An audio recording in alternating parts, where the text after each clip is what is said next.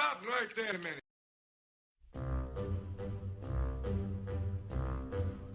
The Jell-O Program, starring Jack Benny with Mary Livingston and Phil Harris and his orchestra. Thank you. This is Groucho Marx. Well, here I am, stepping in over my head again. With Fibber McGee and Molly. Folks, this is just as new to me as it is to you. Hello? Hello, Mr. Benny, this is Rochester. The Great Gildersleeve. Well, what an original greeting. Hello and welcome to another week of comedy, funny, on Dwayne Old Time Radio. Bob Hope returns after a short break. We aired a Bob Hope episode last month.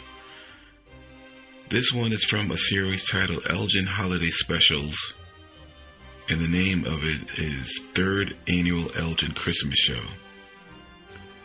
December 25th, 1944, here on Christmas Day.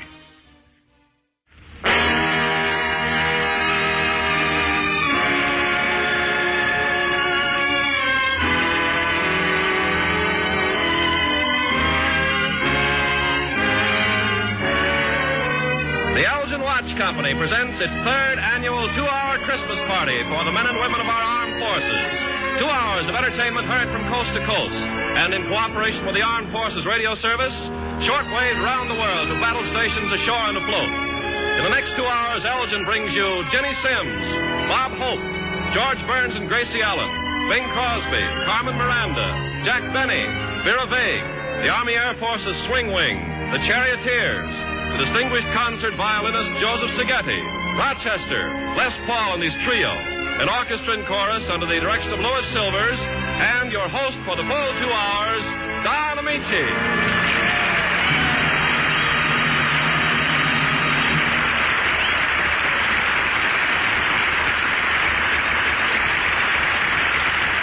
Greetings, ladies and gentlemen, greetings and compliments of the season to all of you this 1,944th Christmas Day. To you men and women of the Army, Navy, Marines, Coast Guard, and Red Cross, to you men of the Merchant Marine, you women of the Nurses Corps, to everyone whose courage and fortitude has made it possible to bring the battle closer to the enemy, our thanks. Many of you today are far from your home and those you love. Wherever you are, may the spirit of Christmas cheer you with the faith and hope that shone from the Star of Bethlehem. To all of you, then, every one of the artists just mentioned by Ken Carpenter join me and the Elgin Watch Company in saying to you, men and women in uniform, to you mothers, fathers, sisters, brothers, wives, and sweethearts, and to all of you who tend the forges of war, may the next 2 hours bring you some measure of the song that should be a part of this day. With this hope, we bring you the lovely Jenny Sims singing Vincent Youmans' Hallelujah.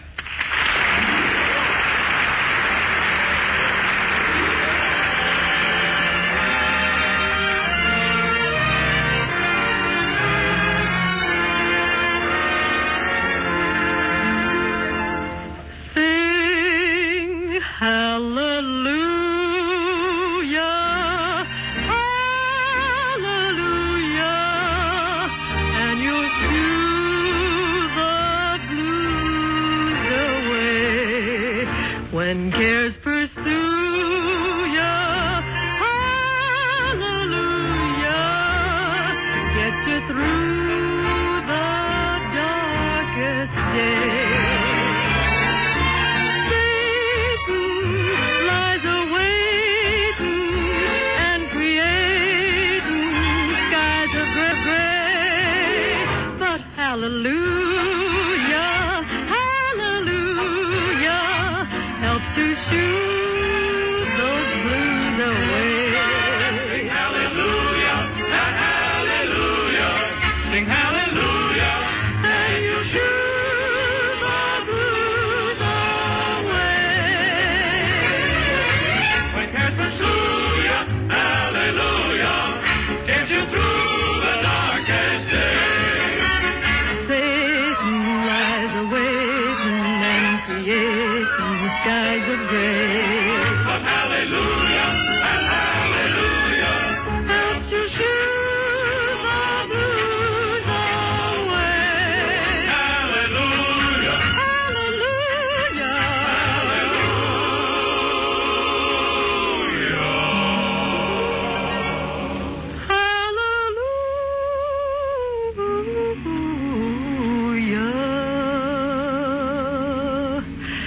and helps to shoot the dark clouds far away.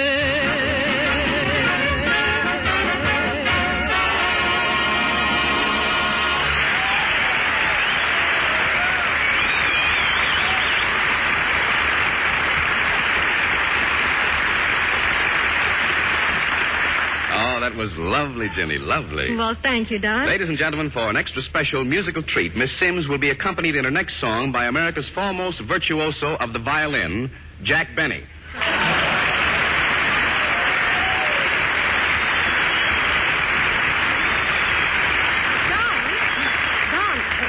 Wait a minute, Don. I meant to tell you about that. Well, what's the matter, Jenny? What's wrong? Well, Jack Benny isn't here, and I don't think he's coming. Why? What happened? Well, it's a long story. You see, when I found out that Jack was going to accompany me on his violin, I thought it was a good idea if we got together and rehearsed a little. Yeah. So I picked up the phone and dialed his number. Crestview 63812.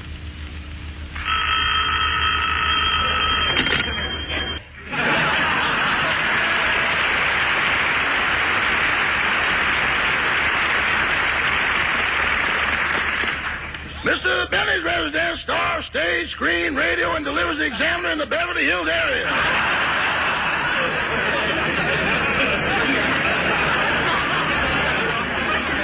Who?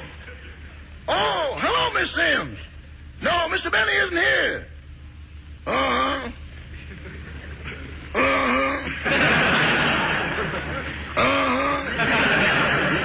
Yes, ma'am, I'll tell him as soon as he comes in. Goodbye. Well, maybe I ought to sweep the floor before the boss gets home. No, it don't really need it. Oh, well, I might as well do it anyway. There, that does. Now, let's see. What else can I... Oh, hello, Mr. Benny. Hello, Rochester. Come on in the living room. I want to talk to you. This is the living room. You just don't recognize it. Oh, yes. Well, what do you know? We've got a rug in here. Say, Rochester, were there any calls for me? Just one, Miss Jenny Sims. Miss Sims? Yeah, she said she's coming over here to rehearse that number you're supposed to do on the Elgin show. Oh, well, why didn't you tell me? I better get my violin and limber up. Now, Rochester, you finish straightening up the house and get the rest of these things out of the living room. My shirt, my shoes, my socks, my garter belt. I mean, my garter and my belt. And my bathrobe. Pick them up and get them out of this room. Don't you want me to get your violin? Yes, but I want you to get all my things out of this room. I won't have to. You start playing and they'll be glad to leave by themselves.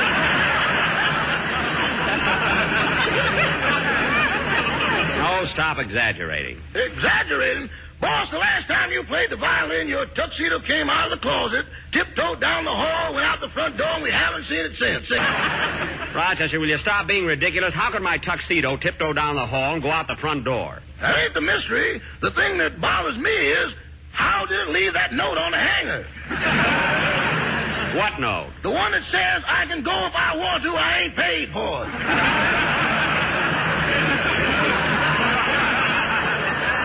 Rochester, stop being so silly and bring me my violin. Here you are, boss. Here you are. Thanks.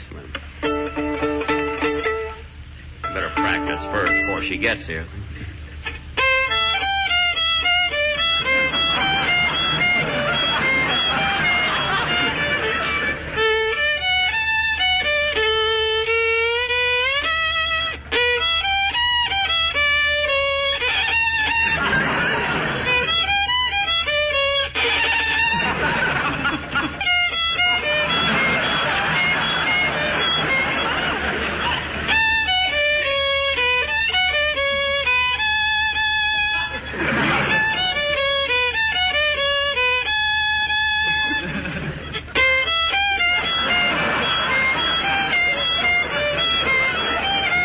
Rochester, maybe it would help if you sang Miss Sims' part while I play. I'll try to, boss. Okay, let's go.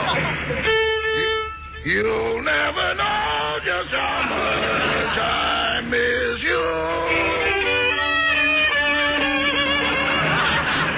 You'll never know just how much I care.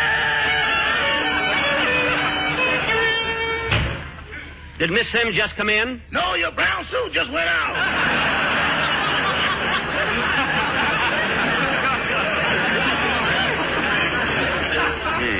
Rochester, stop kidding and let's get on with the show. That must be Miss Sims now. I'll get it. Hello, Jack. Hello, Jenny. Come on in. My, Jenny, you look wonderful. Every time I see you, you're prettier. Well, thank you, Jack. You look good, too. How do you keep so young? Me young? Oh, Jenny, you're just being nice. I'm 36, and I feel every year of it. Why, Jack. Jack, are you really 36? Well, I say I am, but I really won't be until February. Anyway, I'm glad you dropped over. Oh, so am I. You know, Jack, this is a lovely house. You have one of the most beautiful homes in Southern California. Well, thanks. You know, Jenny, in 3 more years, I'll own it. Your home? What? Your home? No, Southern California.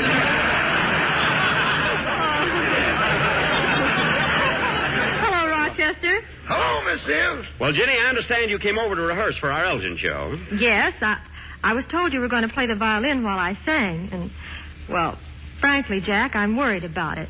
Worried? What's the matter, Jenny? Is your throat bothering you? I hope not. Well, no, Jack, that isn't what I meant.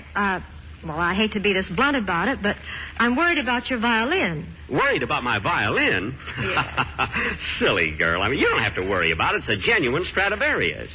I paid $18 for it. I got it on 3rd and Main, you know. Of course, when I got it, it had some spots and dirt on it, but that soil off is wonderful for it.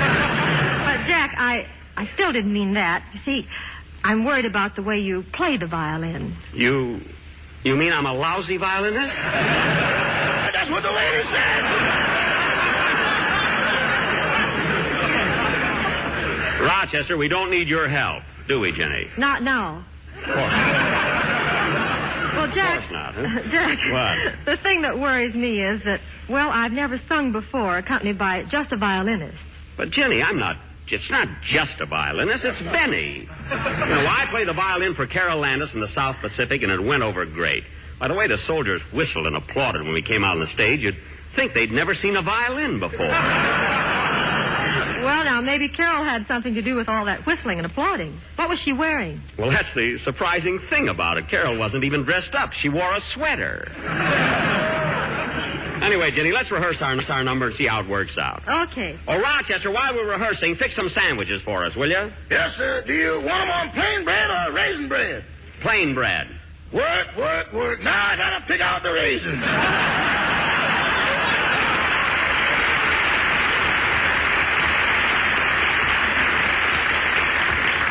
All right, Jenny, let's get started, will you? Jenny, wait a minute, I want to get A. Could I have A? You give me A on the piano.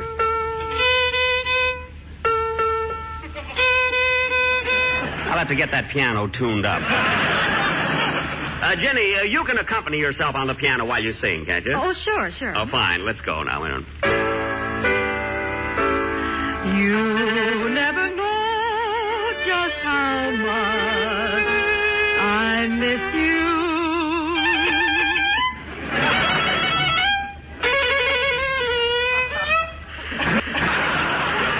You never know just how much I care.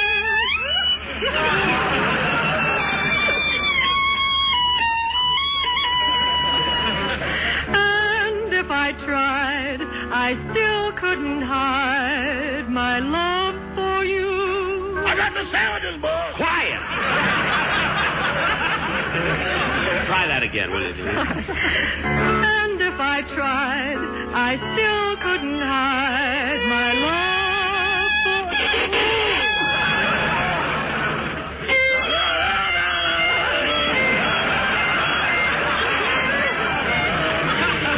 Rochester Van Jones. When he uses my full name, he's mad. I'm sorry, Jenny. Let's try it once again. Huh? But, Jack, really, I don't think it's going to work out. Really, I don't. What do you mean, Jenny? Well, I don't know. You see, it's almost time for the broadcast, and we can't rehearse anymore. Well, don't worry about it. We'll be terrific. We'll be a sensation. Well, maybe you're right, Jack. Everything happens for the best. Certainly, Jenny. I'll be with you in a minute. I'm going to run upstairs, put my violin in the case, and I'll be right down. Yada-da-dum-da-dum-dee-dum-bum-dee.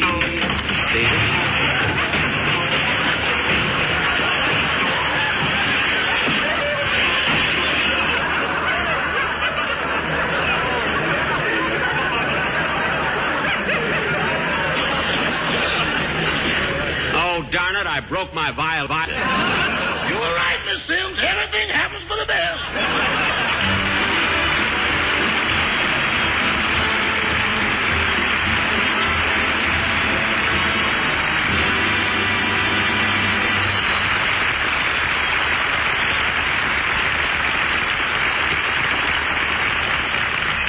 I hope you've all got on your best bib and tucker, because right now we're going to pinch hit for a fellow who's being kept pretty busy over near Saarbrücken. Let's look in on his family and see how things are going this Christmas Day. Well, we're in luck. Here's the whole family gathered around the Christmas tree in the living room. Little Judy, she's 4 now, is putting her new baby doll to sleep. Granddad is trying out his new briar pipe, and Mother, well, gee, fella, you didn't tell us your wife is so pretty and sweet. Well, she's sitting on the sofa, looking just the way you like to remember her.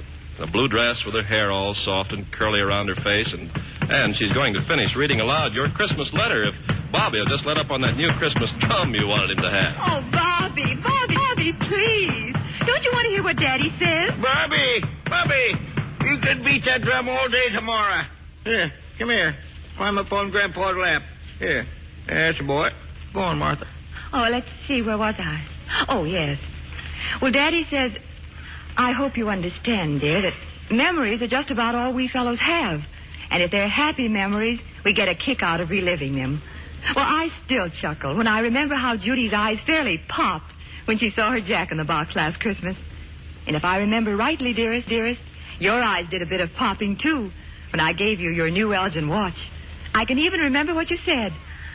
Oh, John. Oh, you shouldn't have. But I'm awfully glad you did. And I'm awfully glad I gave you an Elgin watch last Christmas, too, dear. And every time you look at it, I hope you think of me and know how much I wanted to give you something equally lovely again this Christmas. But I'm afraid all I can send is my love. But you have every bit of that, always. Give my love to Dad, and give Bobby and Judy a big kiss. And may God bless us all till I get home.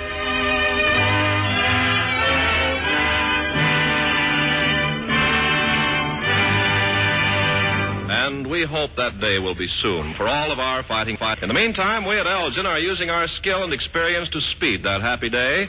And this is why there were fewer lovely star-timed Elgin watches available.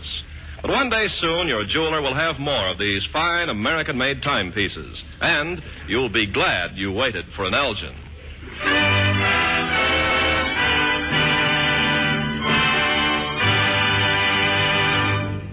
Well, and gather, there's sure to be a musical organization of some kind, for music is one of the GI's favorite forms of relaxation.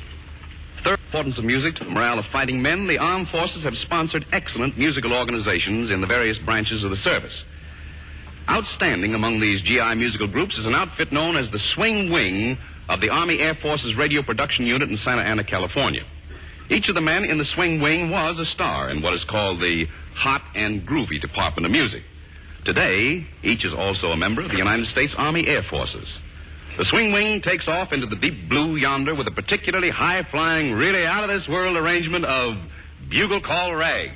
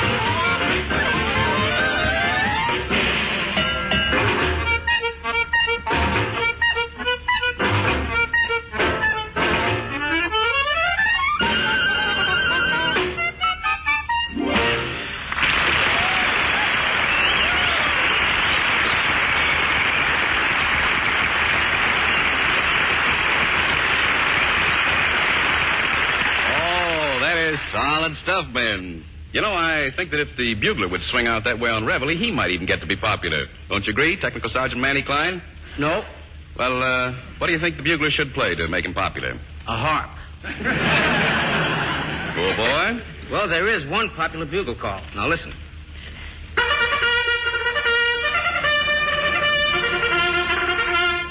What's that? Oh, it's not that bad. Well, there's another call. There is another call that's particularly popular with Air Force men. Well, let me hear it. Well, I'm sure you men don't need the bugler's help for that one. But, Benny, I'm surprised the bugler bothers you anymore. I should think by this time you'd be completely adjusted to Army life. I am. I haven't had any trouble since my first week. What happened then? I was darn near arrested for impersonating an officer. Well, what did you do? Slept till 10 o'clock.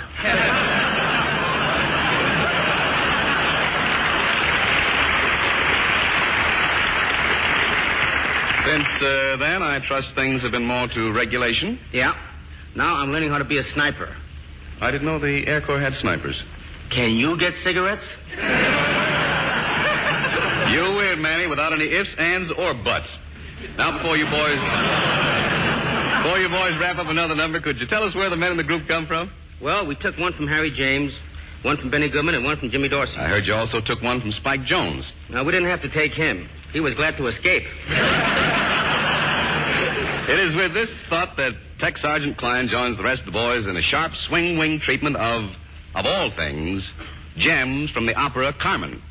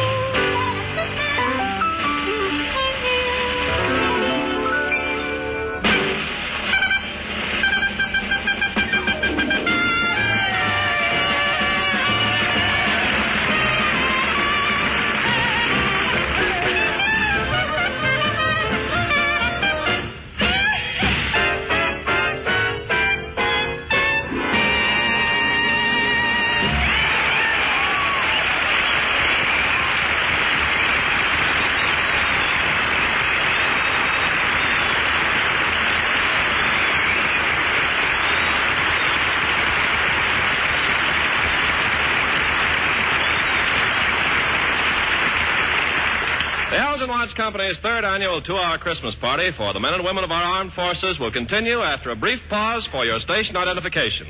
This is CBS, the Columbia Broadcasting System. KQW San Jose, the Columbia station for San Francisco, Oakland, and the Bay Area.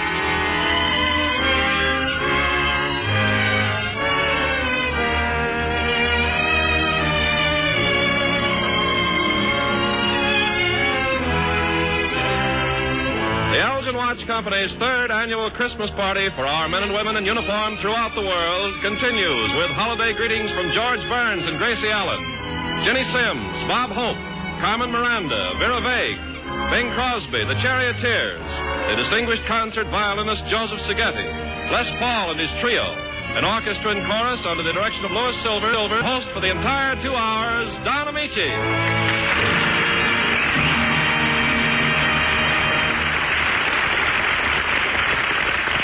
To those who have joined us in the past half hour, welcome to Elgin's third annual 2-hour Christmas party for the men and women of our armed forces. The women who work and the men who fight for the principles he died to bequeath. The spirit of Christmas is with them at battle stations throughout the world, as it is with all of us throughout the United Nations today. We can be certain that faith, hope, hard work, and sacrifice will carry us on to final victory and, let us pray, enduring peace. Meanwhile, let's never forget, this war is far from won. There can be no complacency while we still know defeat. We have had success, we will have more, but these successes mean that what would be needed day after tomorrow are needed today. And so we stay on the job to see our fighting men and women through to final, complete, and unconditional victory and the peace to follow. We ask you to think of him whose birth we celebrate as the Charioteers bring us the magnificent spiritual, Poor Little Jesus Boy.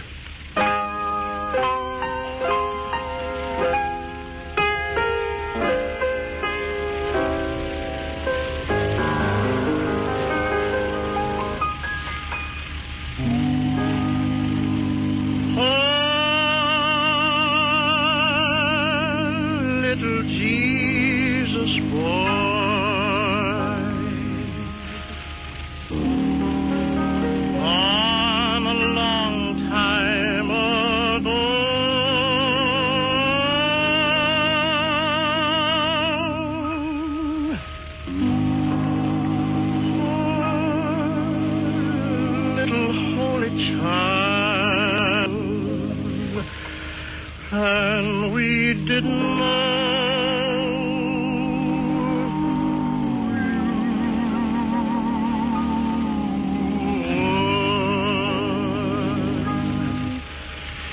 didn't know yet to come to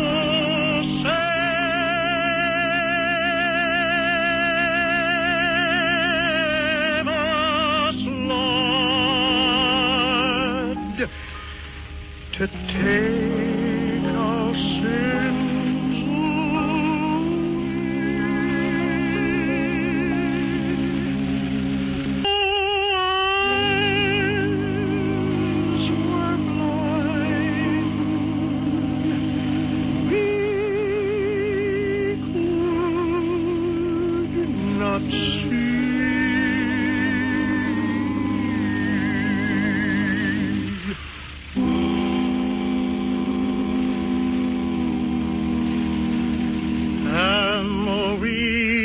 didn't know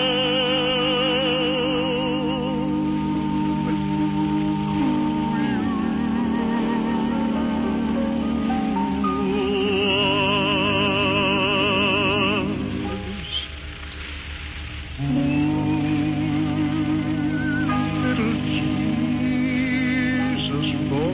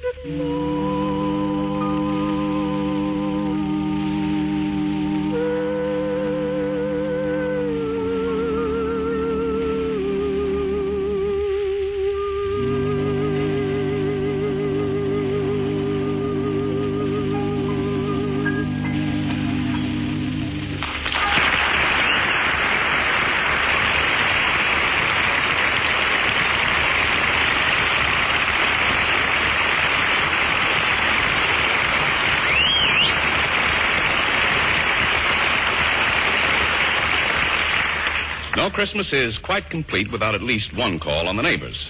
So come with me as Elgin makes it possible for us to meet the people who live in the Burns house, George and Gracie.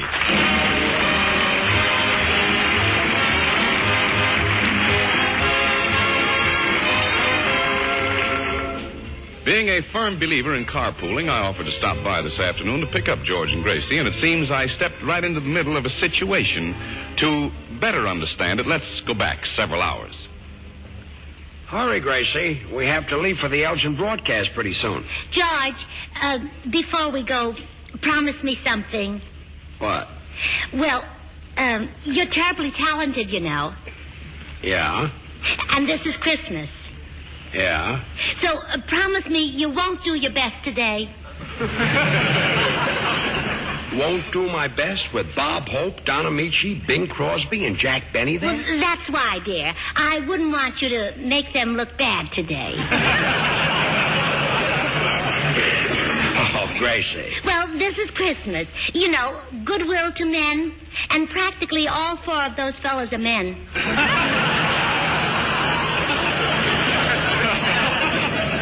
But, honey, be sensible. If I had more talent than Hope, Ameche, Crosby, and Benny, I'd be the biggest star in the world. And you will be someday. In fact, people can't understand why you aren't right now.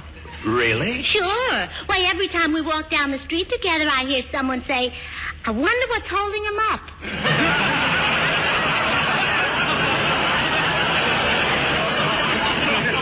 I see. You're loaded with talent, George. I'm just afraid you'll go down there today and embarrass those poor men. Oh, honey, you just say that because you're my wife. What if you were married to Bob Hope? What if you were married to Don Ameche? What if you were married to... Wait a minute. I'd like to stay married to Don Ameche a little longer.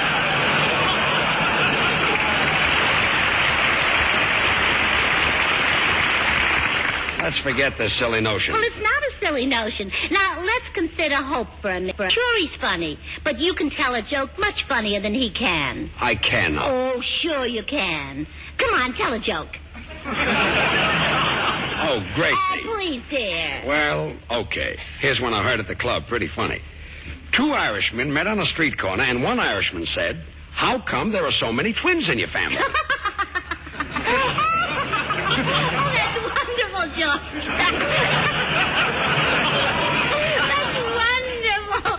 Much funnier than Hope. Gracie. Oh, you just watch. He'll have that on his program next Tuesday. That is, if Betty doesn't steal it first. Two Irishmen. You're dynamite. I didn't finish the joke. There's more? Certainly. The second Irishman. There's so many twins in my family. My parents are from Dublin. You get it? Twins. Dublin. Yeah. Well, that's good, but I like the first one better. Yeah, that was a better joke, yeah. Two Irishmen. Yeah, the first one was a scream, yes. Well, that proves you're better than Hope. Now, let's go to Don Ameche. Honey, be sensible. Don Ameche is a great talent. That's why he's the master of ceremonies this afternoon. Well, if you ask me, it's politics. Bob Hope probably got him the job to keep in good with him. You know, he makes a lot of money out of Ameche. Hope does? Well, certainly. It takes a whole tube of that toothpaste to do Ameche's teeth.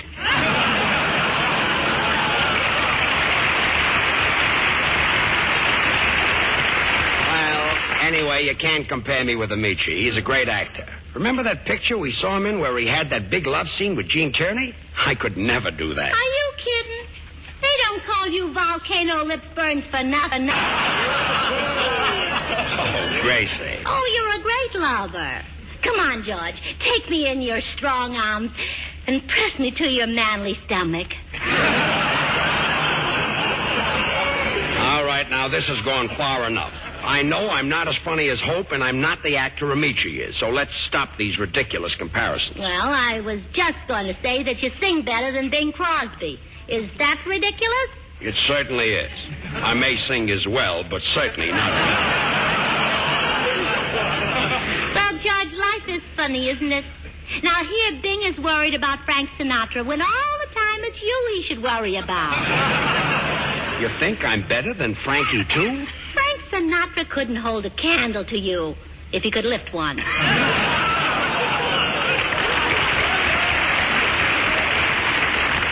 Gee, I'd love to have a program like Bing. Well, believe me. Down in the garden where the red rose Well, you could take over his program and no one would ever know the difference. Have you heard it lately? Yes, he's got a new thing now. He doesn't have any applause from the audience. He thinks that's new. You started out and bought Yeah, he stole my stuff. Well, I guess I could take over Bing's program, all right. Well, sure. Well, you're even built for it. You have to be built a certain way? Well, if you've seen Bing lately, you know what they mean when they talk about that Kraft spread.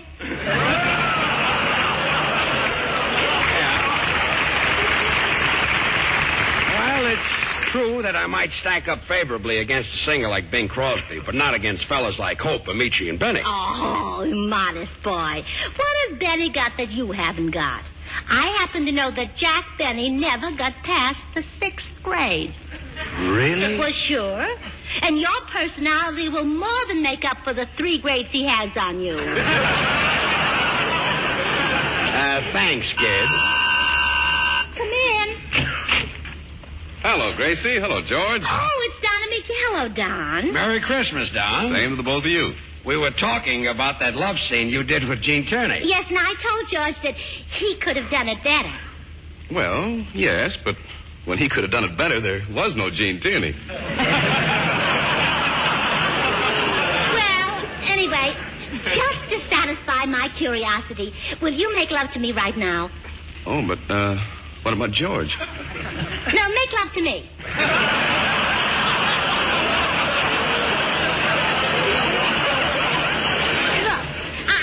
Prove to myself that George is better. Now, come on, do that thing you did with Gene Tierney. Well, okay. Oh, my darling. Let me take you in my arms and crush you to me. Oh, Don. Oh, I'll never let you go. Never, never. Don. How I've longed to kiss those luscious lips. There. Well, Gracie? Hey, Gracie. Huh? Oh, what, George? Do you still think I'm better? Yes. Really? Yes. You're better than Hope, Crosby, and Benny.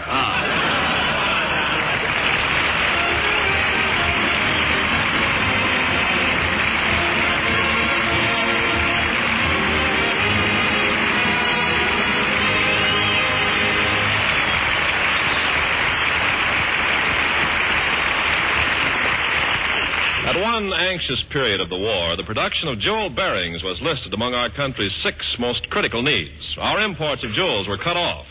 And yet jewels are vital in precision instruments without which no plane could fly, no ship navigate. The instruments of a single battleship require no less than 5,000 jewels. Well, America, calling on the genius of its industry, got out of that awful jam, and the Elgin Watch Company became the largest producer of fine instrument jewels in the nation. And this is only one example of how Elgin and watchmakers turn quickly and effectively to production for war. In addition to jewel bearings, famous Elgin craftsmanship is producing many types of service watches, mechanical time fuses for anti-aircraft shells, marine chronometers, aviation clocks, and a vast array of timing devices for our armed forces.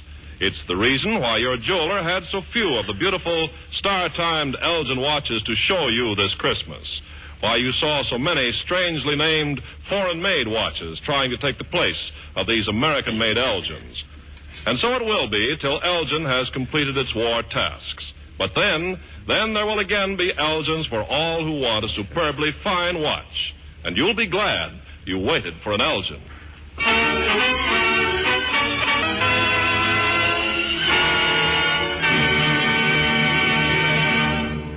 It may sound a bit strange to some of you GIs, but one of the nicest people we know is a sergeant, the lovely and charming Sergeant Ginny Sims.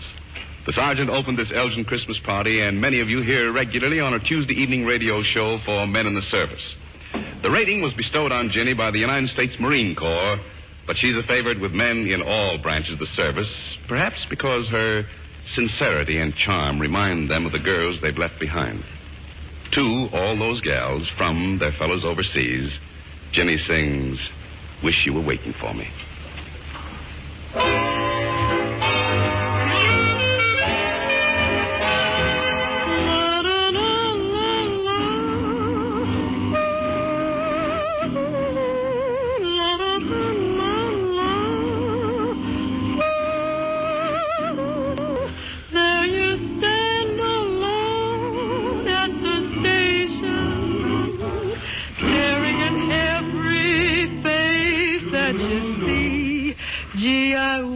I were someone. Wish you were waiting for me.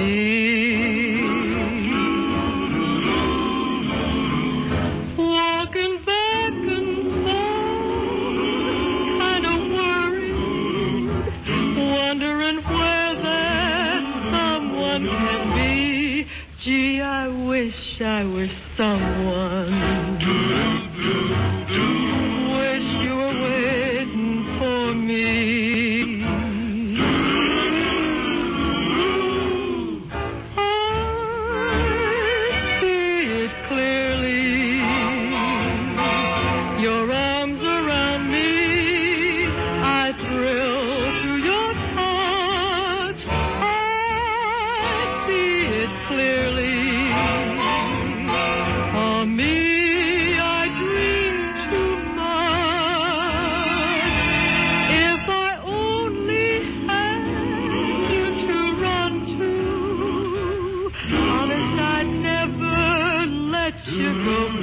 Gee, I wish I were someone.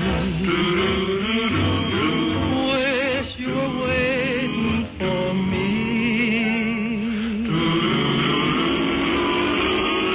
I see it clearly. Your arms around me, I thrill to your touch. I see it clearly. For me.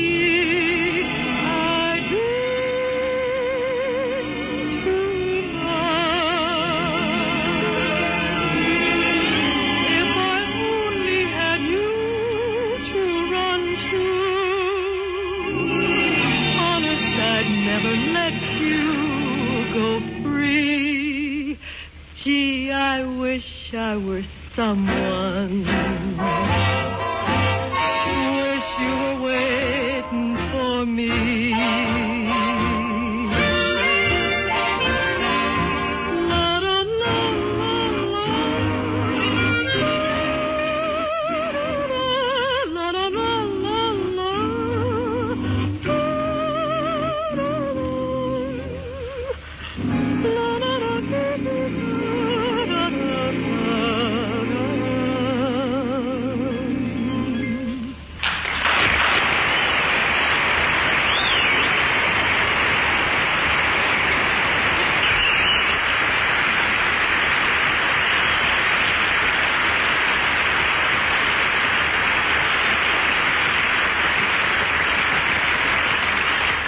We live today in a fast-moving and fast-changing world in which so much is happening all around us, so much that is strange, incredible, or startling that, try as we may, we find it difficult to keep up with the times. That is why the Elgin Watch Company brings you Freeling Foster's Keep Up with the World on another network. Beginning next Wednesday, this program will be heard at a new time. It will be based, as usual, on amazing, almost unbelievable facts recorded in Mr. Foster's world-famous column in Collier's Magazine. Today we bring you one of these timely, interesting stories. You'll hear Don Ameche as Roy Bradshaw, and with Don will be Joel Davis as his son Michael, Ann Stone as his wife, and Tyler McVeigh as the commanding officer.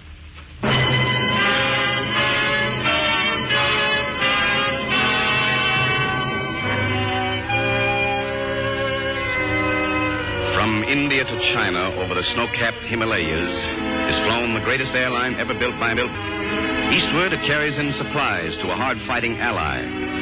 Westward, it carries out the wounded back to India and safety. Day and night, the planes fly, good weather and bad, over the highest mountains in the world. I know the danger in that perilous route because I faced it.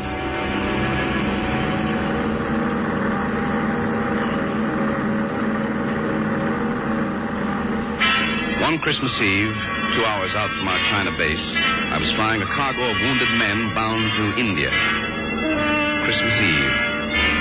It should have been different from other nights, and it was. The snow and sub-zero weather were threatening to seal our doom, cutting our visibility to zero, sheathing our wings in a film of ice. Suddenly, the ship began to lose altitude. 17,000, 16,000, 15,000, until we were down to 14,000 feet. The mountains were still ahead of us, invisible and menacing. There was only one pass low enough to get through. A narrow gorge with walls that told 30,000 feet. The compass was swinging wildly from the bumpy air. There was nothing I could see to guide me. There was nothing I could do but hope and pray that a merciful God would help me bring those wounded men to safety. And as so often happens in a crisis, my thoughts flashed back to home, to that last Christmas Eve with Ruth and Michael. Well, there you are, Ruth.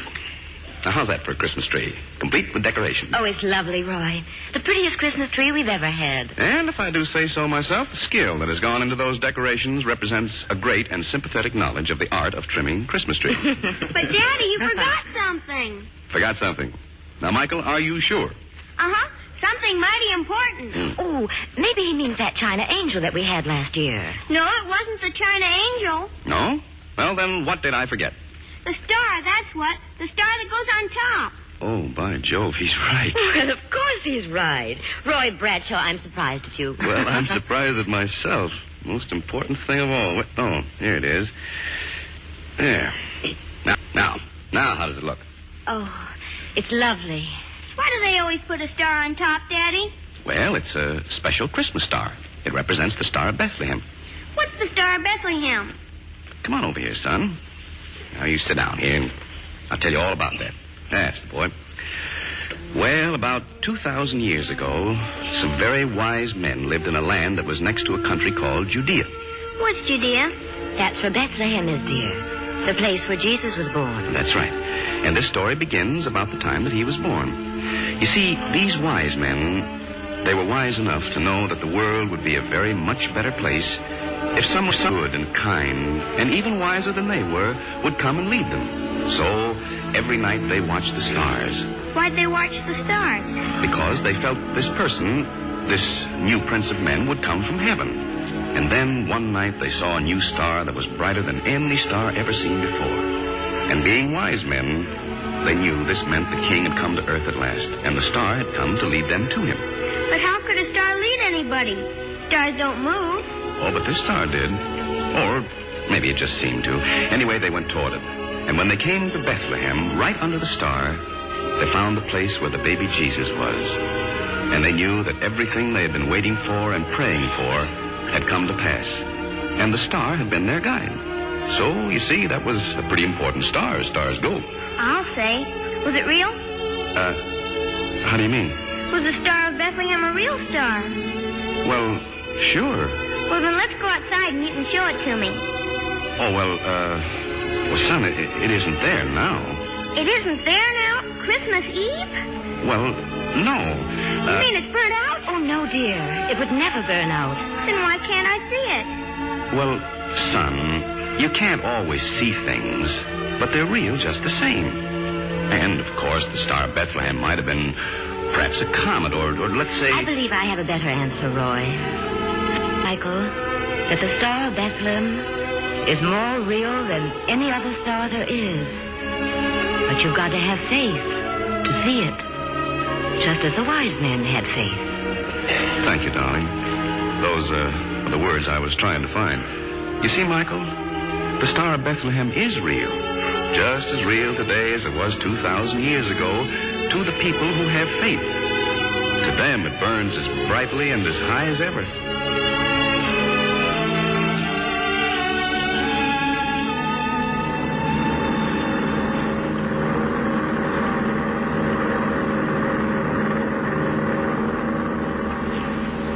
That night on the run from China into India, we got through. Through with our wings just barely clearing the narrow gorge. Through with a dozen wounded men we'd brought to India in safety. We said a prayer of thanks as we saw the beacons of the airport and another for good measure as our wheels touched solid ground. I went at once to report to our operations officer and found him waiting for us in the small shack. Well, good work, Bradshaw. I heard you got through. Yes, it was pretty tough in spots, sir. Well, don't I know it. The planes on the eastern run just barely took off and we're back again. You must have done a skillful job of navigation. Well, I had some luck. Well, you need more than luck. Yeah, this was more than the average. Close to the pass, the storm broke for a minute, and we saw a star about 35 degrees southeast. I know a little about celestial navigation. I knew that Sirius was due east on our course, so I took a chance that was it. Sirius? That's right, sir. I veered 35 degrees southeast and cleared the pass with just an inch or so to spare. If I hadn't had that break, we'd be piled up against those mountains now. Are you kidding? No, sir, I'm not kidding. I mean, about Sirius. No, that's the only bright star in that area. Well, that's right. Only from 9 o'clock on, Sirius is below the horizon, out of sight. Out of sight? I'm afraid you were right the first time, Bradshaw. There's no visible star that would be due east on your course. Star in the east. More real than any other star. If you have faith. If you have faith.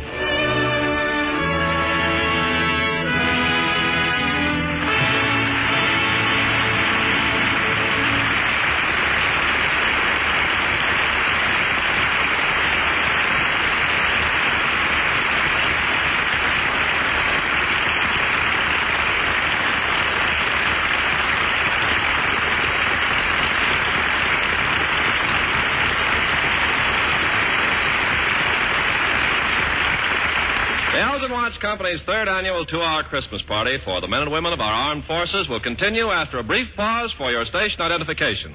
This is CBS, the Columbia Broadcasting System. KQW San Jose, the Columbia station for the San Francisco Bay Area.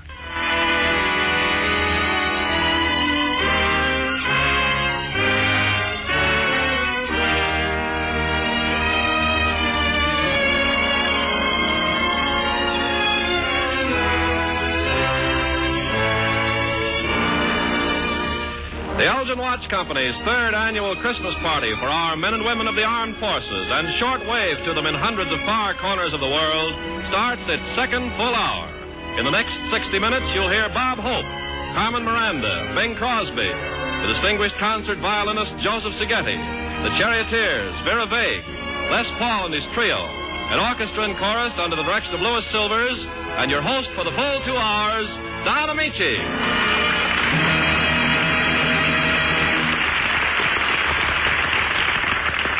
To those who may have just joined Elgin's third annual two-hour Christmas party for the men and women of our uniformed forces, to you men and women who are fighting for the right to celebrate our future Christmases in peace, and to all the peoples of the United Nations, each artist Ken Carpenter just mentioned, the Elgin Watch Company and I extend sincere wishes for the merriest Christmas possible.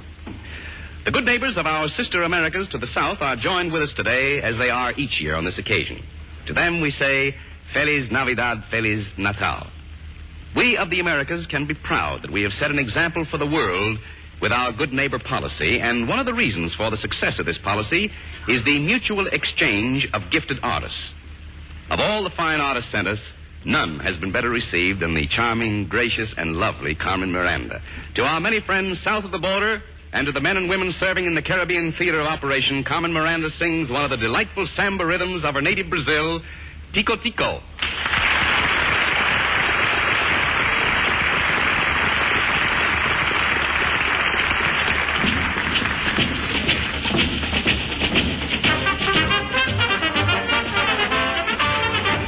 Tico-tico tá outra vez aqui. O tico-tico tá comendo meu fubá. O tico-tico tenta que se alimenta, que vai comer umas minhocas no pomar. O tico-tico tá outra vez aqui. O tico-tico tá comendo meu fubá. O tico-tico tenta que se alimenta, que vai comer umas minhocas no pomar. Mas por favor, tira esse bicho do celeiro, porque ele acaba comendo o fubá inteiro. Tira esse tico de cá de cima do meu fubá. Tem tanta coisa que ele pode pinicar. Eu já fiz tudo para ver se conseguia. Comia o bicho para ver se ele comia. Botei um gato alimentação. O tico-tico tá outra vez aqui. O tico-tico tá comendo meu fubá. Se o tico-tico tenta que se alimenta, que vai comer umas minhocas no fubá. O tico-tico tá outra vez aqui. O tico-tico tá comendo meu fubá. Se o tico-tico tenta que se alimenta, que vai comer umas minhocas no fubá. Mas por favor, tira esse bicho do celeiro, porque ele acaba comendo o fubá inteiro. Tira esse tico de cá de cima do meu fubá. Tem tanta coisa que ele pode pinicar. Eu já fiz tudo para ver se conseguia. Tomei alpiste para ver se ele comia. Botei um gato, um espantalhinho, sapão, mas ele acha que fubá é que é boa alimentação. O tico-tico tá outra vez aqui. O tico-tico tá comendo meu fubá. O tico-tico tenta que se alimenta, que vai comer umas minhocas no fubá. O tico-tico tá outra vez aqui. O tico-tico tá comendo meu fubá. O tico-tico tenta que se alimenta, que vai comer umas minhocas no fubá.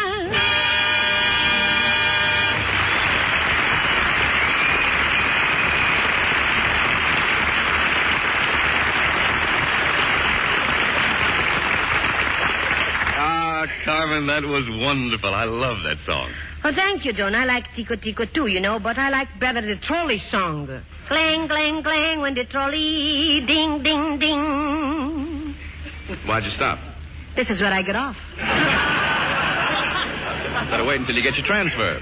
And while you're waiting, Carmen, I must tell you that I think your new 20th Century Fox picture really has something for everybody. Oh, Don, you're so good to me.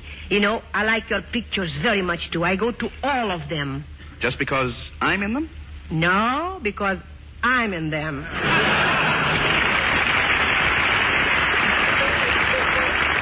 My fan. But I do like you very, very much, Don. Careful, Carmen. Your boyfriend may not like that. My boyfriend do not mind anything, Don. He's a light-hearted, a true South American. South American, huh? Yeah. Are you sure of your English? Yes, but I'm not sure of my boyfriend. Is he kind of hard to get along with? Oh, no. He always compliments in my hats, you know. Ah, yes. Those hats covered with bananas, peaches, plums, apricots, and apple dumplings. Yes. They always fascinate me, too. Where do you get them? Lily Daché? The A&P.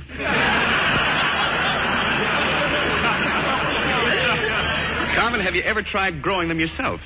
No, but I may. You know, fresh fruit is so hard to get those days. What isn't? But why do you Brazilian girls wear fruit in your hats? We like to bet. When we say, I lose, if I lose, I eat my hat. That way you avoid indigestion, of course. Yeah. And why do you wear such blazing colors? Oh, we like to strike a spark. We want to attract the attention. Sort of carrying clothes to Newcastle. See, but hot stuff, huh? Yeah. That must help. Anyway, you're mighty popular, Carmen, with servicemen I've talked to. And they are so wonderful to me, Don. I can really appreciate them at the hospitals, but I thank for men under the overseas. Well, I'll bet they all agree that you're a really good neighbor. Did they understand Brazilian songs? Yes, but to show them they am a hep kitten, a solid jitterbug. I sang a jive song, too, Chattanooga Choo-Choo. Oh, well, that's one of our favorites, too.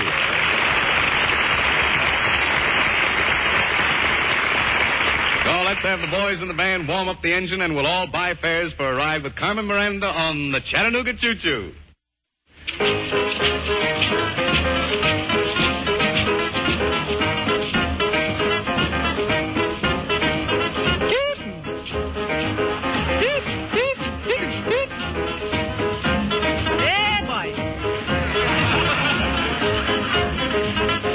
Vou explicar que é o Chattanooga Choo-Choo. Choo-Choo é um trem que vai me levar perto de alguém. Pois numa estação que passa o Chattanooga Choo-Choo, eu vou saltar, se vou mesmo se o trem não parar. E você pega o trem na Pennsylvania Station às 3 horas e tal. Pouco a pouco vai saindo da capital. Toma um cafezinho, tira uma pestana e come os menegues lá em Carolina. Pro americano trabalhei toda bar. Para o brasileiro está querendo sambar. Bum, que bum, baramba, bum, bum, bum, bum. Bum, que bum, baramba, bum, bum, bum, bum. Pois o maquinista fora. Oh, Chattanooga Dariua, vou encontrar. Porque alguém que lá me espera na estação. Um certo alguém. Aí o seu cofre fez, pois tem cara de sponsor 3. Quero chegar, pois sei que lá vai ser pra lá de bom. Go Chattanooga, choo-choo, want to choo-choo me home. Chattanooga, Chattanooga, Chattanooga, cha-cha. Oh, Chattanooga, Chattanooga, Chattanooga, cha-cha. Oh, Chattanooga, cha-cha. Oh, Chattanooga, cha-cha. Ha-cha, ha-cha, ha-cha. Ah, choo-choo.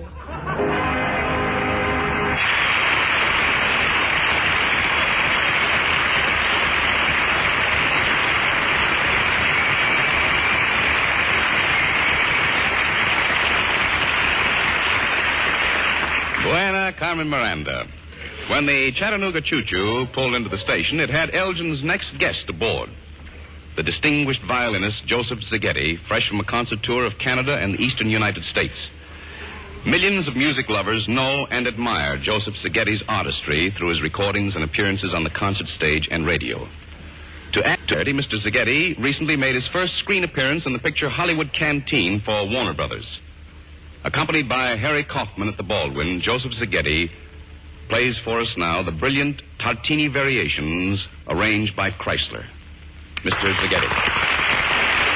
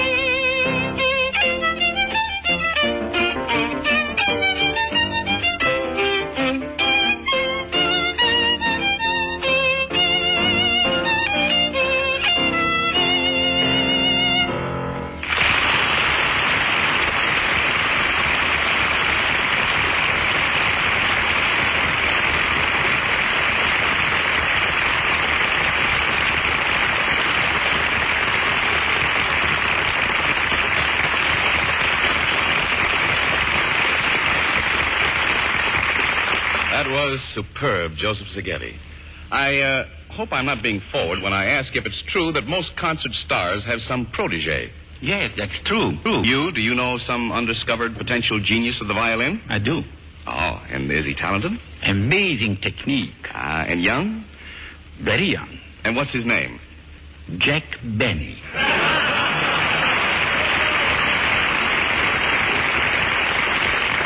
Of course, you made your movie debut recently with Jack. That must have been fun. Lots of laughs. At his jokes? At his fiddle playing. Yes, I'm sure Jack could pick up a few musical pointers by listening well as Joseph Szigeti plays Tchaikovsky's lovely Valse Sentimentale.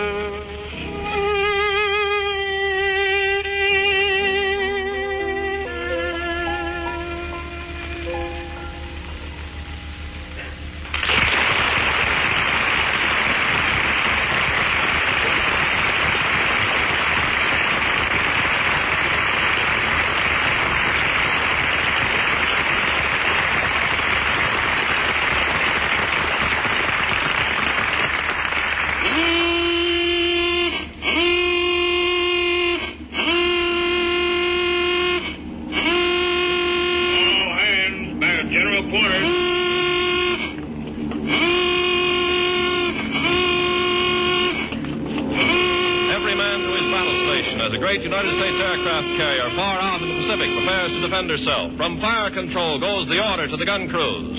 Enemy aircraft approaching. Bearing 068. Position angle low rate. Altitude 8000. Speed 300. Fuse 6.4 seconds. Number 1, 5-inch. Manned and ready, sir. The enemy planes draw closer. Sally's, Betty's, jet dive bombers. Comes the order, commence firing. And then around the enemy aircraft forms the picture you've seen in the newsreels, the deadly mushroom pattern of exploding ack-ack. How can our gunners hit targets that streak through the skies at 300 miles an hour? The answer is the gunner's skill plus precision equipment. American skill born of long and careful training. And an ingenious mechanical fuse, also American, which can be quickly adjusted to time the burst of an ack-ack shell to within mere hundredths of a second. This fuse, more accurate than any previously known, owes its improved performance to 3 scientists at his company. For their work, they've been awarded the highest citation for individual war production merit given by our government. And the same devotion to excellence marks Elgin's manufacture of all the other war-essential precision instruments and timing devices now coming from the world's largest fine watch factory. So you can understand why Elgin has been unable to replenish jeweler stocks of its fine American-made watches. But after victory, your jeweler will proudly display Elgin watches for everyone. New watches so beautifully styled and dependably accurate, you'll be glad you waited for an Elgin.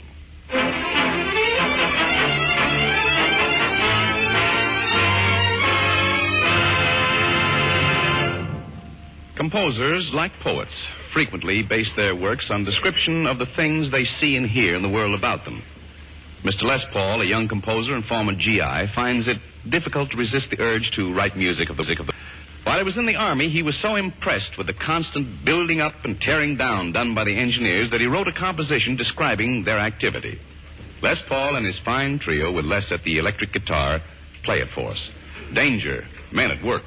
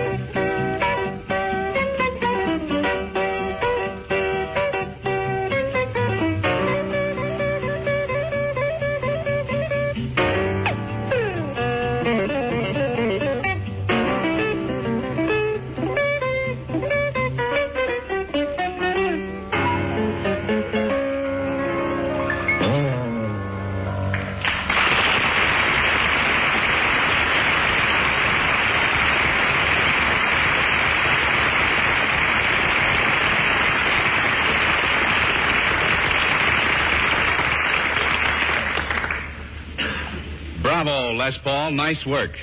Elgin's next guest is a lovely young lady known far and wide for her engaging charm and air of rare refinement. Her delicacy and distinction of manner have made her one of the most sought-after women of her generation. She's an authority on many subjects, brilliant conversationalist. You've doubtless heard her soft, mellifluous voice many times on Bob Hope's Twilight Study Hour. That vivacious, volatile, vibrant little lady, Miss Vera Vague.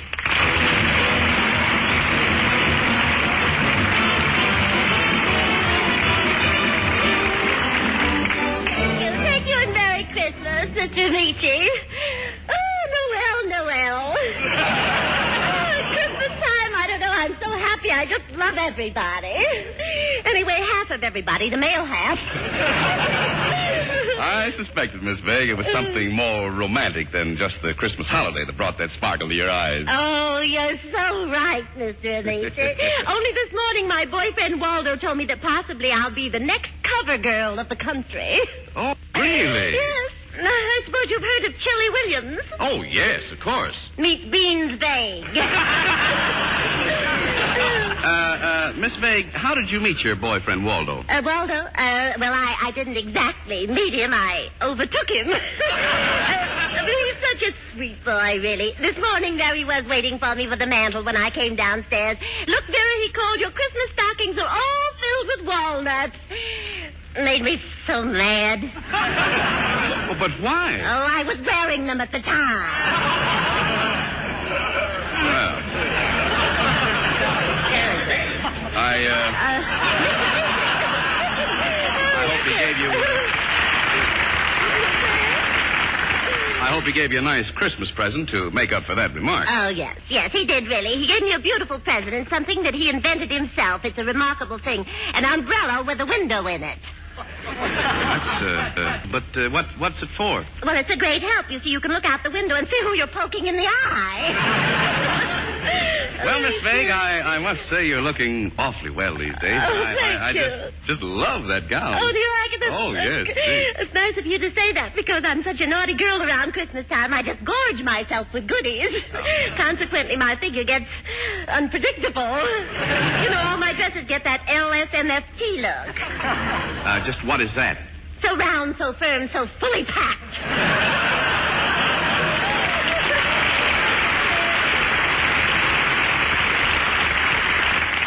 As you know, Miss Vague, it's our hope that you'll be kind enough to give us your ideas on Christmas and Christmas customs from the various woman's angles. Oh, yes, that's right. That's what I was going to do. Yes, well, I'd be happy to. All right. But any comments on Yuletide, I think, should begin with a word about Santa Claus. That jolly old man who rides in a sleigh drawn by a number of deer named Dunder, Blitzen, Dancer, Prancer, Dasher, and Van Johnson. Pardon me, Miss Vague, but Van Johnson is not a deer. That's a man's viewpoint for you.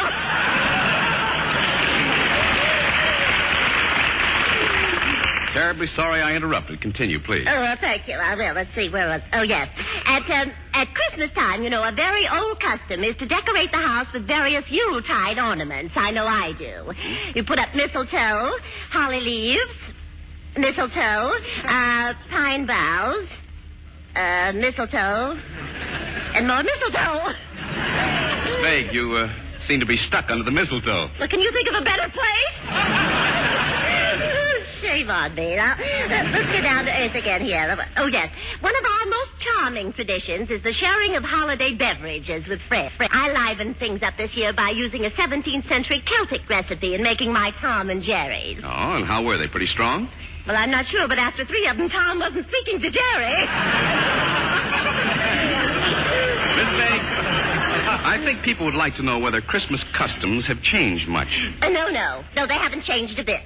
Well, now, Miss Vague, I think you're wrong. Things are really quite different from the days of our Pilgrim fathers, for instance, when they had to tramp around for days hunting for a turkey. Mr. Ameche, who did your marketing this year? Oh, incidentally, Mr. Ameche, the first turkey, this is very, very interesting. The first turkey was served for Christmas in 1524. Mm-hmm. Oddly enough, potatoes weren't served till 1856, so you can see the first person to say pass, the potatoes had quite a wait. I think that was the origin of the expression cold turkey. But anyway, thank you. Enough of the current and past traditions. Would you care to hear about my holiday ideas for the post-war period? Yes, Miss Vague. What did you do after Lee surrendered? Oh, you dear boy, you. I hope you got a pincushion for Christmas. Something to lay your little pin head on.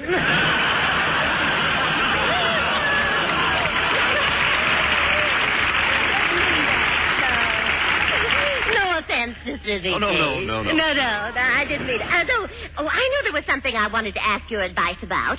I forgot to get a present for my Uncle Filbert. Have you any last-minute suggestions? I was going to get him a pipe, but he has one already, an enormous one. Well, he might like to have a pouch. Oh, no, he's already got an enormous one. I see, but... I almost forgot something. I've got to run along, Mr. Meach. I'm giving a party at home this afternoon for 250 servicemen. It's going to be a very gala affair. Why, Miss Vague, that is wonderful. 250. 250. How many girls have you invited? Girls? Oh, silly me. I knew I forgot something.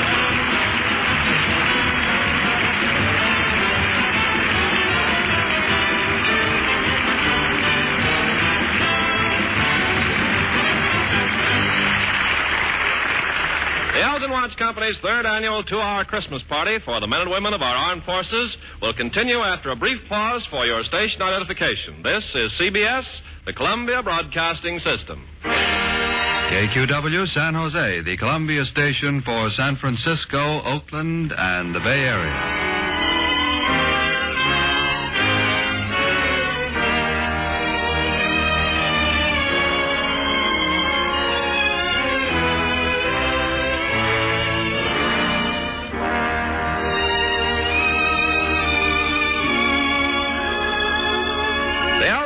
Company's third annual 2-hour Christmas party for the men and women of our armed forces on duty at battle stations everywhere continues with warmest holiday greetings from Bob Hope, Bing Crosby, the Charioteers, an orchestra and chorus under the direction of Louis Silvers, and your host for the full 2 hours, Don Ameche.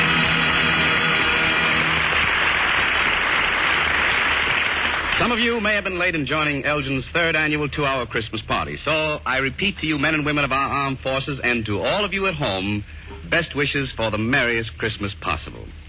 Our thoughts and prayers are with those men and women who are fighting today so that each of us may have the right to worship as he chooses, which, in the last analysis, is the right to celebrate the spirit of Christmas.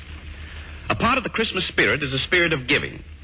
And one of the artists who gives most lavishly of himself to our men and women in uniform is with us today.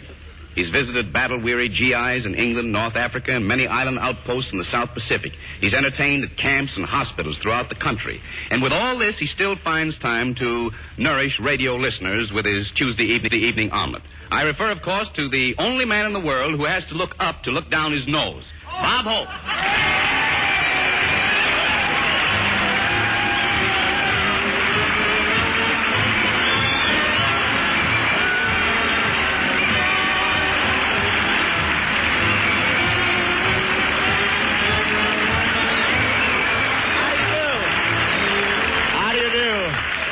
Down, relatives, down.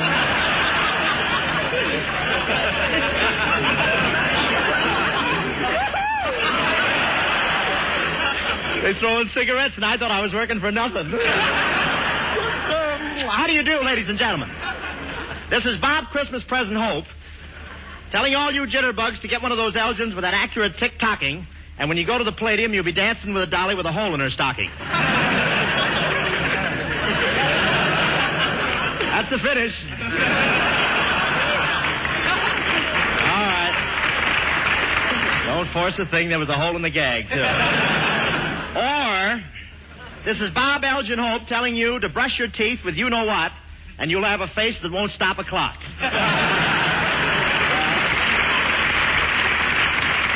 That satisfies my sponsor. Am I on next week's sponsor, huh? Christmas morning in California. Outside the sun was shining while inside we sat around the trees stoking our smudge pot. But I love the wonderful spirit of Christmas. People exchanging presents unselfishly with their dear friends and relatives. I lost $3.67 in the whole deal.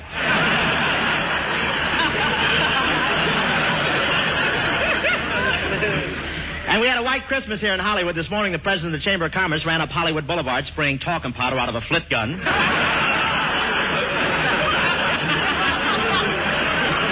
Thank you, tourists. All you could hear on the radio this weekend is Bing singing White Christmas. He's the only man who can entertain and give frost warnings at the same time.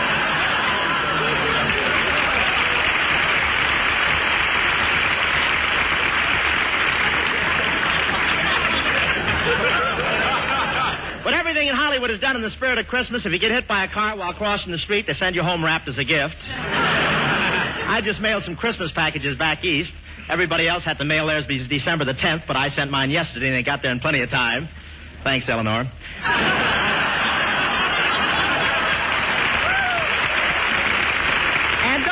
And don't think the manpower shortage didn't hit the Santa Claus situation this year. I saw one Santa Claus in a department store hitting a little boy, and I said, that's no way for Santa Claus to act.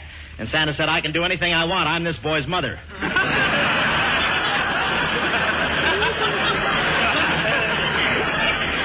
You'll be dancing with a dolly with a hole in her stocking. Of course, the soldiers love Christmas because during the holidays, the commanding officers choose certain guys and grant them furloughs. Choose certain guys and grant them furloughs. That's an Army expression meaning eeny, meeny, miny, there ain't no mo.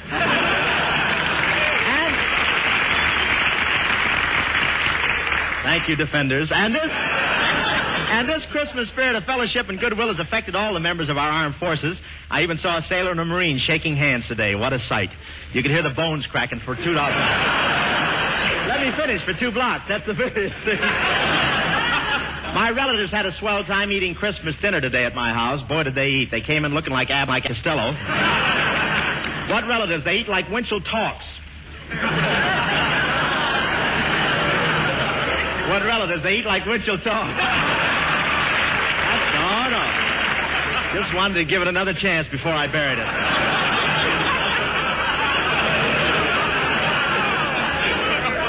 Dancing with a dolly with a hole in his stocking.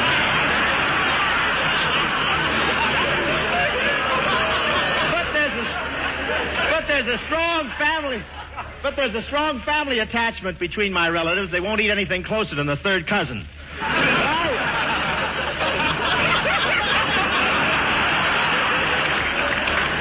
But I received some nice presents.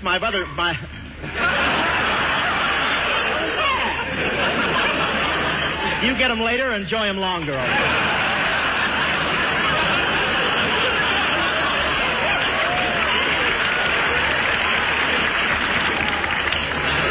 But I received some nice presents for Christmas. I got a dandy. My brother sent me a check for $100. All I have to do is sign it. And you should have seen us. The choir's on my side, too. And you should have seen the huge present that my sponsor sent out by Special Air Express. He really shouldn't have done it after all. What if it had gone off in the airplane? And,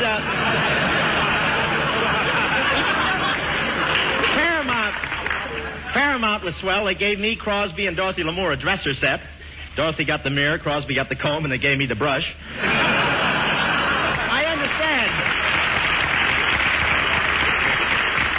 I understand Sinatra's new sponsor gave him a sensible and timely present. It's a microphone that'll hold on to him.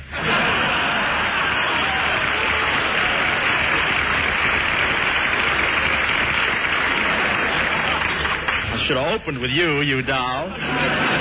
Crosby and Sinatra went around singing Christmas carols under windows together, and they had special arrangements. After every chorus, of course, I know what Bing wanted most for Christmas, but where can he get a decent girdle that size? And for Christmas presents, Crosby tried to buy some stockings that wouldn't run. The salesgirl laughed and said, "We haven't any to fit your horses." And you know, they're closing every racetrack in the country on January the 3rd for a year. That's to give all of Crosby's horses a chance to come in.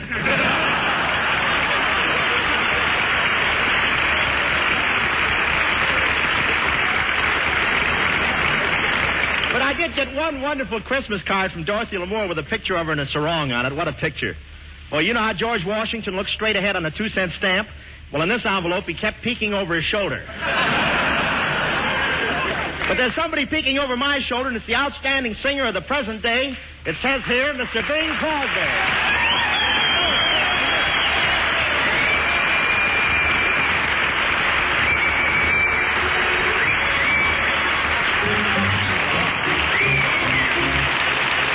Give me land, lots of land, from the starry skies above.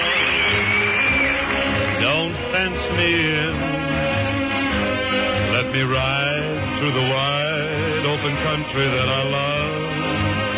Don't fence me in. Let me be by myself in the evening breeze. Listen to the murmur of the cottonwood trees. Send me off forever, but I ask you, please, don't fence me in. Just turn me loose. Let me straddle my old saddle underneath the western sky. On my cayuse, let me wander over yonder till I see the mountains rise. I want to ride to the ridge where the west commences and gaze at the moon till I lose my senses. It hobbles and I can't stand fences. Don't fence me in. Oh, give me land, lots of land under starry skies above. Don't fence me in. Let me ride through the wide open country that I love. Don't fence me in. Let me be by myself in the evening breeze and listen to the murmur of the cottonwood trees. Send me off forever, but I ask you, please, don't fence me in. Just turn me loose. Let me saddle my old saddle underneath the western sky. On my cayuse, let me wander over yonder till I see the mountains rise. I want to ride to the ridge where the west commences. Gaze up at the moon until I lose my senses. Can't look at hobbles and I can't stand fences.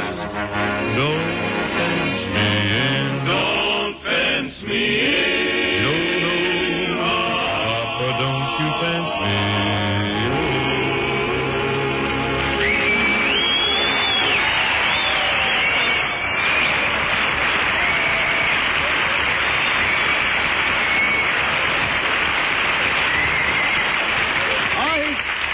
He's good. What's his name? Why didn't you sing Dancing with a Dolly with a Hole in His Dock? That was wonderful. Maybe I'm just full of the old holiday spirit, but you know, that didn't sound bad at all for a man your age. You still considered yourself a boy when you were my age. At least I never played Ring Around the Rosie with Cleopatra. This is hardly the place. Hardly the time or place to discuss what you played with Cleopatra.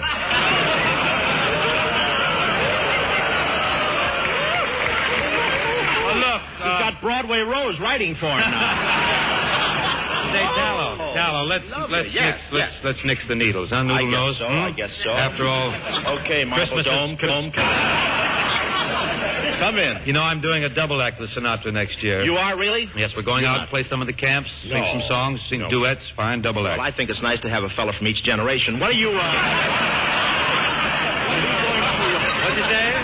You're going to do a double act with old No Blood, huh? Well, tell me, be a nice act, no blood and no hair. I think it'll be...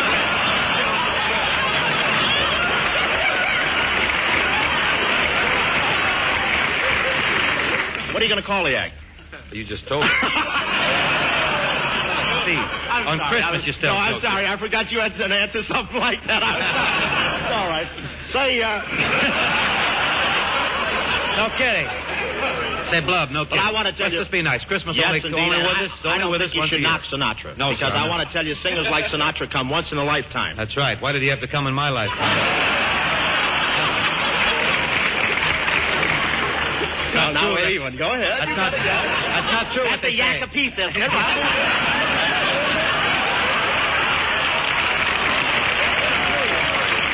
You know what they say about him being weak and gaunt? We're going to look at the paper once in a while, aren't we? What time are we off the air? How many minutes do you need, Dad? You know what they say about him being weak and gaunt and emaciated? That's not true. He's a powerful boy. He's a powerful boy. He's loaded. I saw him playing with a yo-yo one day, and the yo-yo was standing still when Frankie was going up. Oh, that's a funny joke. I even liked it on my show. I only have happy holiday thoughts about Frankie. You haven't, really? Yes. Around Christmas tide, I mellow, I spread out, I mix. Really, I do. I find I still believe there's a Santa Claus. Well, you should, getting picture work with those ears. What time are you coming in for a landing, old man? Flaps down. Kid born with the flaps down. Wilco. Looks like a loving cup with skin. Go.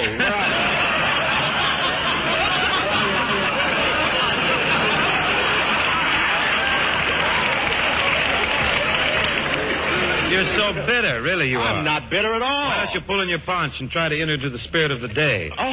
Go ahead. Where's that? Is that in here? Yes. Where? I don't see that. Oh, yes, here's something, Jolly. Through here. Let's go in through here.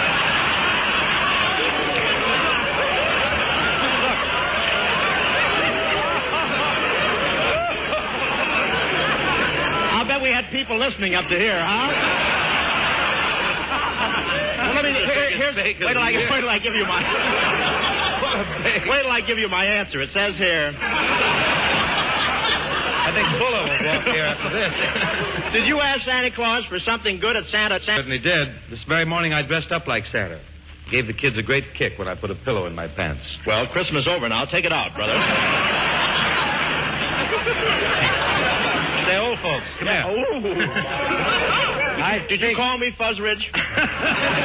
I suspect it's you that's been putting ideas in my sprouts' noggins. You mean they didn't go for your story about Santa Claus being drafted, huh? They don't take to Christmas customs the way they used to. You mean they didn't even hang up their stockings? No stockings. No stockings? Bobby socks, they hang. Well, let Frankie have his Bobby sock fans. You still have the corset crowd. Hey! But tell me, Knucklehead, isn't it true that Sinatra is your son? That's a lie, hose nose, and I can prove it. I can prove it. What is it? I can prove it easily. Would any son treat his father this way, really? Oh, that must have been quite a blow to you, that closing of all the racetracks, huh, Bing? It's going to set you back 6 or 7 programs, too. You're right. It's going to set you back. It's going to give you a lot more work over the glue factory, though. I know that. No, really, seriously, I think I'll give up racing. You are, really? Mm-hmm. Those nags finally sold you on their way of living, huh? No, seriously, I've given up the horses. Time cutting up the blankets, did you?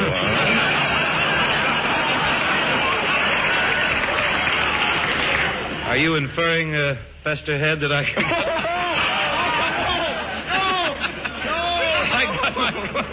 Got my clothes from the Salvation Army? Oh, you can't say that. I said it. I know you can't. Took my line. I had it in my... Get J. Edgar Hoover on the phone. I tell what I do. I'll get the top. It's wonderful what they're making out of Bull Durham sacks, isn't it? Did I take your line? Yes, you did. I tell what I tell. You can have it. If that's all you can get with it, okay. I'll tell the top sergeant to punch your TS card the next time he comes.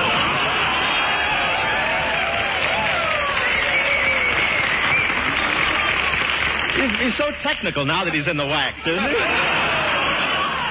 It's wonderful. Look, despite your added tongue and your chronic irascibility, I've been telling... You can't say that on the radio. Now you are. Look, Rab, I've told everyone in educational your latest picture is. You really think my picture is educational? Well, it must be. I heard the producer himself say, well, that one teaches me a lesson.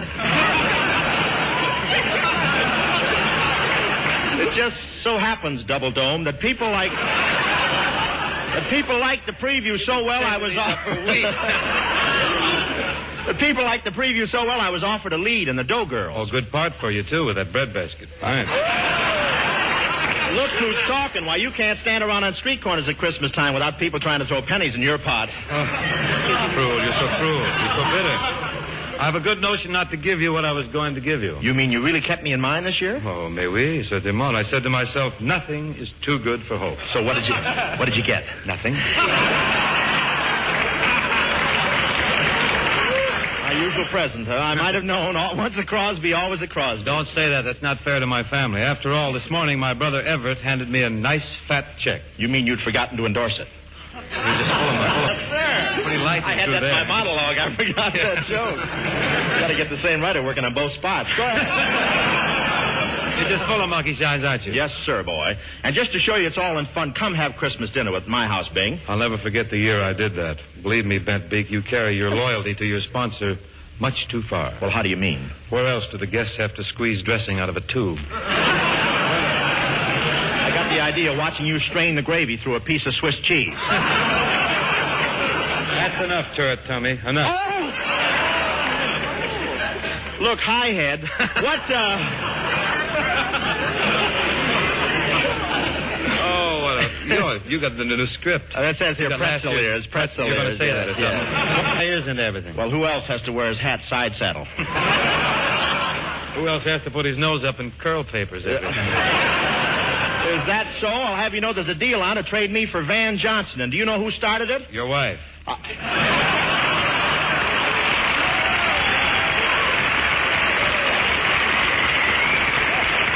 Please. I'll tell you when. What a cad you are, Agate Head. And by the way, where do you think you're getting singing that White Christmas all the time? One warm day, and what have you got? It's amazing. What'd you do, bring the craft choir over here?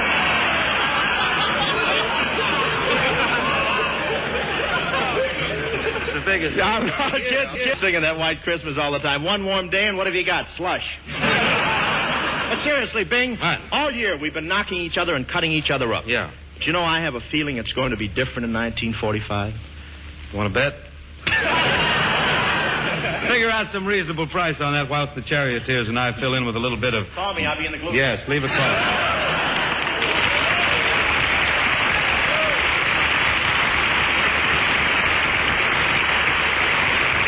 What time is it? What day is it? Go ahead, fellas. Voices hum, crooning over moonlight bay. Banjos strum, tuning while the moonbeams play. All alone they find me with the girl I left behind me. Anybody know the next line? Please remind me. Down on Moonlight Bay. Fits, it fits. You need me?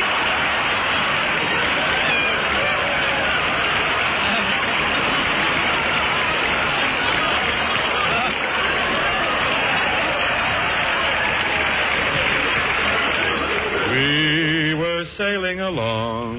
We were sailing along on Moonlight Bay.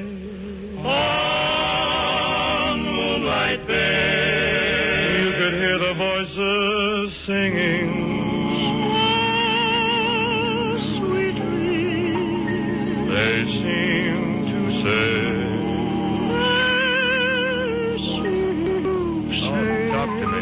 Talk to me. You have stolen my heart. You have stolen my heart. Now don't go away. Now don't go away. As we sang love's old sweet song on Moonlight Bay. We were sailing along. Sailing along on Moonlight Bay. On Moonlight Bay. You could hear the voice. They seemed to say,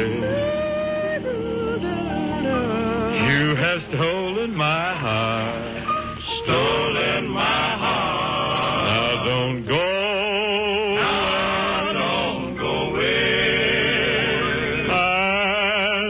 Sang love's old sweet song on Moonlight Bay. Yes, we sang love's old sweet songs on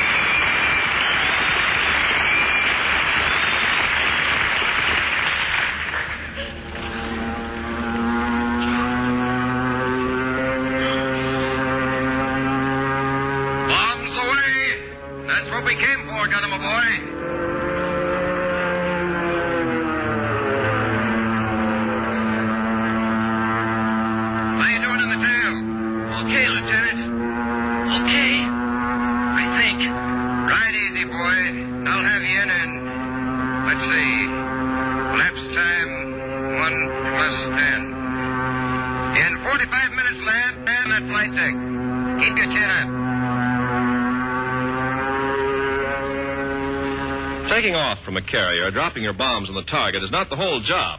There's the job of getting back home to your carrier. And that's been moving fast while you've been flying. Where will she be when you can reach her? Well, you tell by navigation, and time is the essence of your calculation.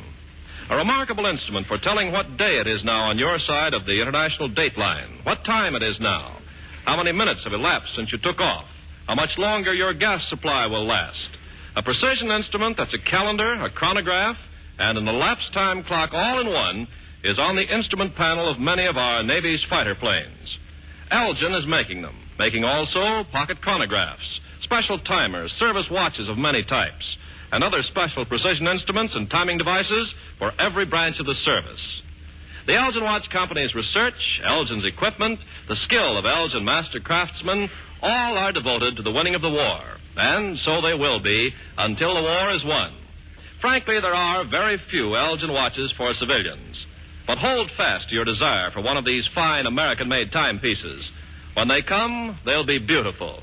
And you'll be glad you waited.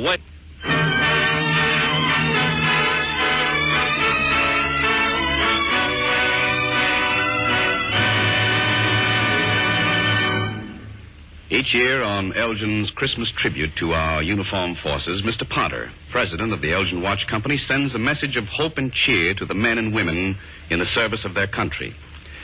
This year, an editorial written by Arthur Robinson in a California country newspaper came to Mr. Potter's attention, and he feels that the editorial says everything that is in his heart and that he would like to say. So he's asked me to read it to you. Here it is. Mr. Robinson begins by saying, from the towns and townships and yet sparser settlements of the 5 road districts of our county, more than 600 of our lads, out of a total population of only 6,000, have gone off to war. We are drawn together in an intimate, country-wide way of life. A telegram from the War Department to the parents of one of our boys becomes, in a sense, a telegram to all of us. In an innovative but happier sense, the following letter, although addressed to a fellow named Joe, is for all our kids who are putting their lives on the line for us. Dear Joe, it was October when this was written, and now, where you are, it's Christmas. Merry Christmas, Joe. Merry Christmas. That was the whole county talking, Joe, not just one person. But there's more to the county than your family and all your friends. There's old Butte squinting down on the lesser mountains, as if he were nature's own top sergeant. Old Butte says Merry Christmas, too. All the way from Kit Carson Pass to Mokalumna Hill, the creeks are rising. Sutter Creek, Indian Creek, Dead Man Flat, where the trout were plenty. There just isn't any sweeter music than the sounds the old babblers make. And it's a Christmas carol they're singing for you, Joe, in October. You get the point. You got a lot of pals here, and they've all got voices, individually and conglomerately. It's queer writing a letter like this in October. It will move through space and time. And when you get it, time will have meaning in still other directions. But Christmas Eve, the confusions of space and time will cease absolutely. We shall all face the east, you where you are and we here, and we shall watch and wait for the first star to shine through the dusk. And in the miraculous moment of its appearance, we shall all be together again. Joe, Merry Christmas. Okay, this letter starts moving, and it's November 19th. Exactly 81 years ago today, a tall, gaunt, bearded man, sorrow-struck and infinitely compassionate, stood on a hill in a little town in Pennsylvania and made a 2-minute speech. It is for us, the living, rather, to be dedicated here to the unfinished work which they who fought here have thus far so nobly advanced. It is rather for us to be here dedicated to the great task remaining before us. Do you feel bitter enough about it today, Joe, to say that generation after generation has let Lincoln down? Okay. Then this letter moves on, and it's Thanksgiving. Of course, we've got much to be thankful for. War makes you realize that this country was hard-born. And you think of other fellows who went to war and fought at Valley Forge and at Gettysburg, and maybe in the last war. And all the time, strangely, the country becomes a better place to live in. And after this war, it will be better than ever. A country in which nobody takes advantage of anybody and everybody has a decent standard of living. Doesn't that just about say everything? Christmas has got to be more than a pleasantly vague feeling. Christmases must mean specific things in terms of the man whose birthday we celebrate. So, now it's Christmas, where you are, and our minds give way to our hearts. You're facing the east, waiting for the first star to appear in the sky, and so are we. There it is, Joe. There it is. Every one of us is thinking about you at this instant.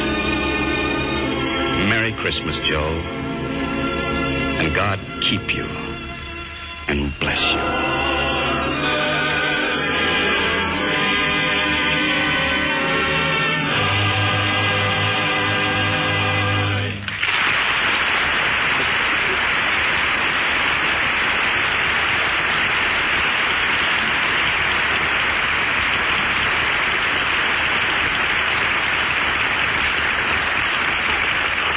I'm sure, Don, that nothing could be more welcome to men sweating it out in the cold of a European winter or shivering with the chills that follow jungle fever than such words as you've just read. Bob Hope's told me, and I've seen for myself, that many of our men have misgivings about us here at home. Are we keeping it the way they want it to be when they come back? The way they want it to be is summed up in a song that they ask for most. It's not only snow and mistletoe they're dreaming of, it's 4th of July picnics and St. Patrick's Day parades. The big game on Thanksgiving Day, apple pie and sorghum on hotcakes, a red silo in the Empire State Building. That's what the men offshore sum up in the words, I'm dreaming of a white Christmas, just like the ones I used to know, where the treetops glisten and children listen to hear sleigh bells in the snow. I'm dreaming of a white Christmas, with every Christmas card I write. May your day be merry and bright, and may all Christmases be white.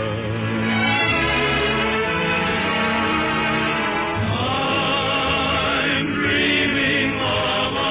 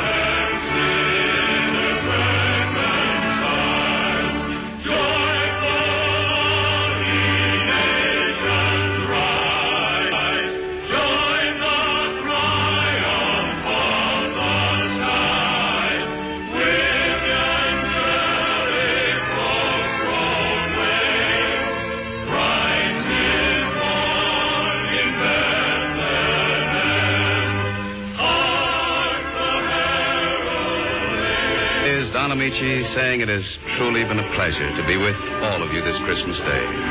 May the star that shone on Bethlehem shed its beneficent light on all of you during the coming year, and in ever-growing intensity in the great future of peace. Herod and all his might could not distinguish that light. It will continue to flood the world long after the defeat of our enemies. For none can still the voice of those who sing, God in the highest, and on earth, peace to men of goodwill. To you men and women who are winning that inevitable peace, good luck and safe return, and may God be with you always.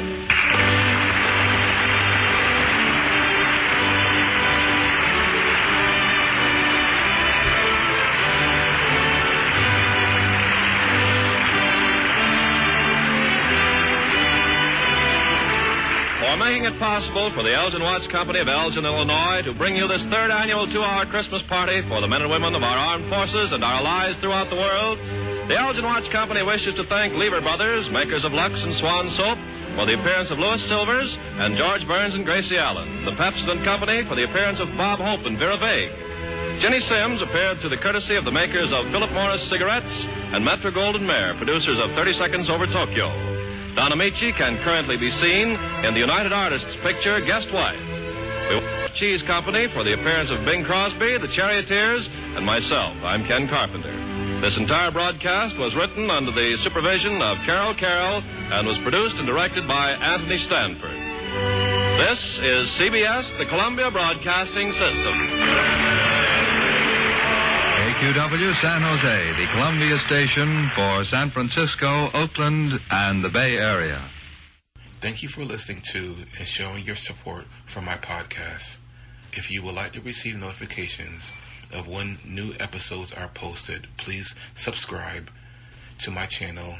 Subscriptions are 100% free, and they really help me get an idea of how I'm doing. Well, hope you enjoyed, and until next time, stay safe. Wish you well, and as always, peace.